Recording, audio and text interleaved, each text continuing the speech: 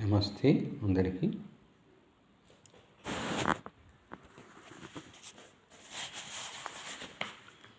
మోహన్ వారి కార్తీక పురాణం 17వ అధ్యాయము అంగిరసోక్త తత్వబోధ పార్వత్యా శ్రీ శంకరోక్త జ్ఞానబోధ.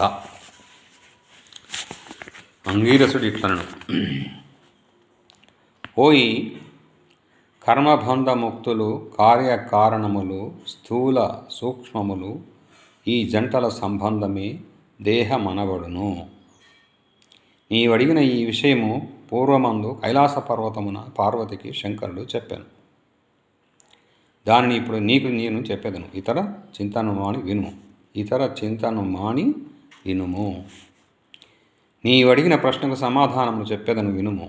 జీవుడనగా వేరెవ్వడనూ లేదు, నీవే జీవుడవు. నేను ఎవడనంటే నేను ఆ బ్రహ్మనే అయి ఉన్నాను. ఇందుకు సందేహము లేదు.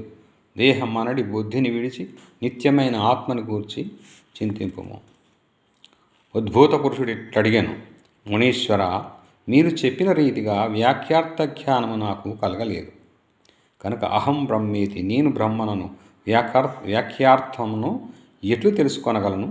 ఈ వ్యాఖ్యార్థ బోధకు హేతువైన పదార్థ జ్ఞానము నాకు తెలియలేదు కాబట్టి విమర్శగా చెప్పకూడదను. ఆత్మ అంతఃకరణమునకు తద్వాప్యావరములకు సాక్షియు చైతన్యరూపియు ఆనందరూపియు సత్యస్వరూపమునై ఉన్నది. ఇటు ఆత్మను నీవెందుకు తెలుసుకొనటలేదు? సచిదానంద స్వరూపుడును బుద్ధికి సాక్షిని అయిన వస్తువునే ఆత్మగా తెలుసుకొనుము. ఈ దేహమే ననడి బుద్ధిని విడిచి నిత్యమైన ఆత్మను గురించి చింతింపుము. దేహము ఘటము వలె రూపం కలిగిన పిండము గనుక ఇది ఆత్మ కాదు. ఇదిగాక ఈ దేహము ఘటము వలె ఆకాశవాది పంచమహాభూతముల వలన పుట్టినది కనుక దేహము వికారము కలది, ఆత్మ కాదు. ఇట్లే ఇంద్రియములు ఆత్మ కావని తెలుసుకోను. అట్లే మనస్సులు, బుద్ధి, ప్రాణములు ఆత్మ వస్తువులు కావు. దేహేంద్రియాలన్నీ ఎవని సాన్నిధ్యము వలన ప్రకాశించి పనిచేయుచున్నవో అట్టి వారిని ఆత్మగా ఎరుగుము.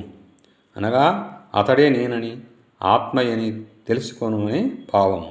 లోపలికి మలుచు కొనబడిన ఇంద్రియాలతో తెలియదగిన దానికి అప్రత్యక్ అని పేరు. ఇనుమును అయస్కాంతమని వలె తాను వికారిగాక బుద్ధ్యాదులను చలింపచేయునది ఏదో కలదో అది నేను, ఆ బ్రహ్మనని తెలుసుకొనుము. ఎవని యొక్క సాన్నిధ్యమాత్మము చేత జడములైన కదలికలేని దేహేంద్రియమన ప్రాణములు జన్మలేని ఆత్మవలె కదలిక కలిగి ప్రకాశించుచున్నవో ఆ బ్రహ్మను నేను అని తెలుసుకోను. ఎవడు వికారిగా కాక సాక్షి అయి స్వప్నమును, జాగరమును, సుషుప్తిని, వాటి యొక్క అద్యంతములను నేను సాక్షి అని తెలుసుకొనుచున్నాడో అది బ్రహ్మ అని తెలుసుకొను. ఘటమును ప్రకాశింపజేయు దీపము ఎట్లు ఘటము కంటే భిన్నమో అట్లుగానే దేహాదులను ప్రకాశింపచేయు బోధరూపుడునైన నేను ఆత్మ అని తెలుసుకొనుము. ఎవ్వడు సర్వప్రియుడై నీ యొక్క పుత్ర, మిత్ర, ప్రియాది భావములను ద్రష్టగా చూసిన వాడే నేనని బ్రహ్మ అని తెలుసుకొనుము.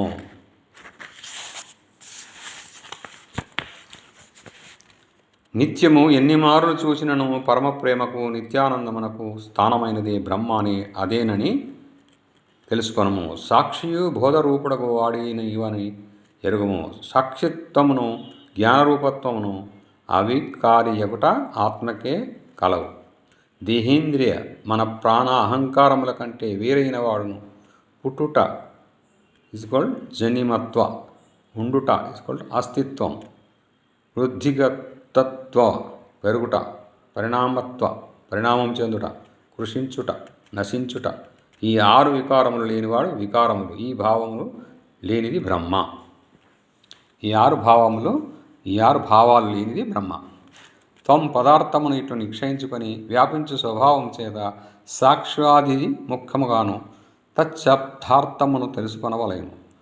శ్లోకం: అతద్వావృత్తిరూపేణ సాక్షాదిధి ముఖేన చ వేదాంతానాం ప్రవృత్తి స్యాత్ ధీరాచార్య సుభాషితం.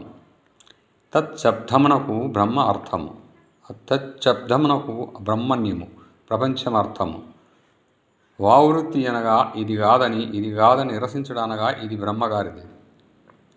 బ్రహ్మగాదని దేహేంద్రియాదులను నిరసించగా మిగిలినది బ్రహ్మయని భావము. సాక్షాత్ ద్విముఖమనగా సత్యం జ్ఞానమనంతం బ్రహ్మ అను వాక్యములతో బ్రహ్మ సత్య జ్ఞానంద స్వరూపుడని తెలుసుకొనవలయునని భావము.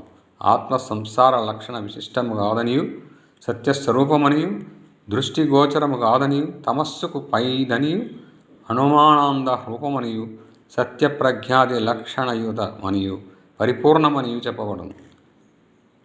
అతద్వావృత్తి రూపముగాను సాక్షాద్విధి ముఖముగాను తెలుసుకొనదగిన ఆత్మస్వరూపము ఇదేనని అర్థం. వేదముల చేత ఎవడు సర్వజ్ఞుడనియు సర్వేశ్వరుడనియు సంపూర్ణ శక్తివంతుడనియు చెప్పబడినదో ఆ వస్తువే బ్రహ్మయని తెలుసుకొను. నేనను నదియు బ్రహ్మయను నదియు ఒకే అర్థము కలిగినవి. వేదములందు ఎవనికి తదను ప్రవిశ్య ఇత్యాది వ్యాఖ్యముల చేత జీవాత్మ రూపము చేత ప్రాణులందు ప్రవేశమును ఆ జీవులను గురించి నియంతృత్వమును చెప్పబడుచున్నదో వాడే బ్రహ్మయని తెలుసుకొనుము. వేదములందు ఎవనికి కర్మఫల ప్రదత్వము జీవకారణ కర్తృత్వము చెప్పబడినదో వాడే బ్రహ్మయని తెలుసుకొనుము. ఈ ప్రకారముగా తత్వం అను పదములు రెండును నిక్షయింపబడినవి. తత్ అనగా బ్రహ్మము, త్వం అనగా జవుడు అనగా నీవే బ్రహ్మవని భావము చెప్పబడినది. ముందు వ్యాఖ్యార్థమును చెప్పేదను. వ్యాఖ్యార్థం అనగా తత్వం పదములకు ఐక్యము ఏకత్వము చెప్పబడను. ప్రత్యేగాత్మయే అద్వయానందరూప పరమాత్మయే ప్రత్యేగాత్మ.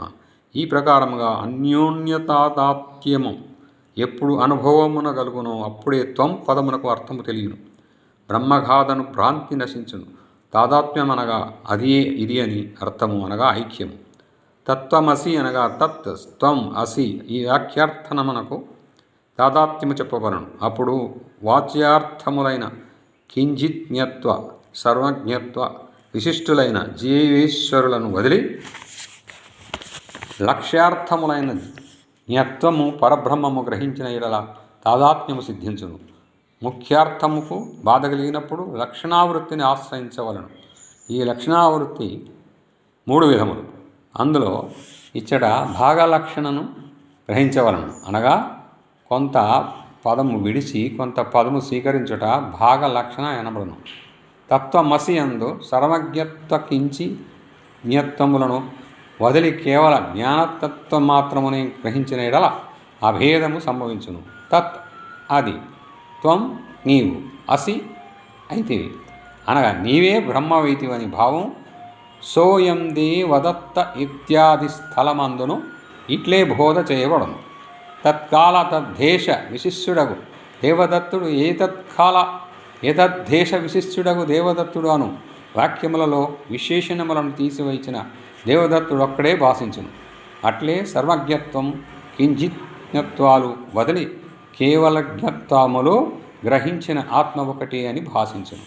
నేను బ్రహ్మణను వ్యాఖ్యార్థ బోధ స్థిరపడు వరకు శమదామాది సాధనములు చేయుచు శ్రవణమనన నిధి ధ్యాసలను ఆచరించవలను. ఎప్పుడు శృతి చేతను గురు కటాక్షము చేతను తాదాత్మ్య బోధ స్థిరపడునో అప్పుడు సంసార మూలము నశించును.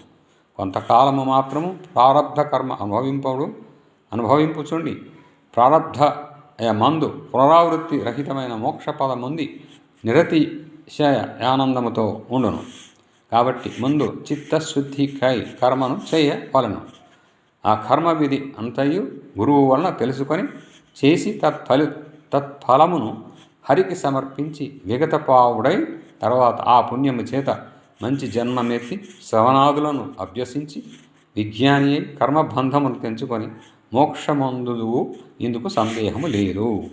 అంగీరస మునీశ్వరుడు ఇట్లు చెప్పగా విని సంతోషించి తిరిగి వాడిట్లు అడిగాను. Next chapter.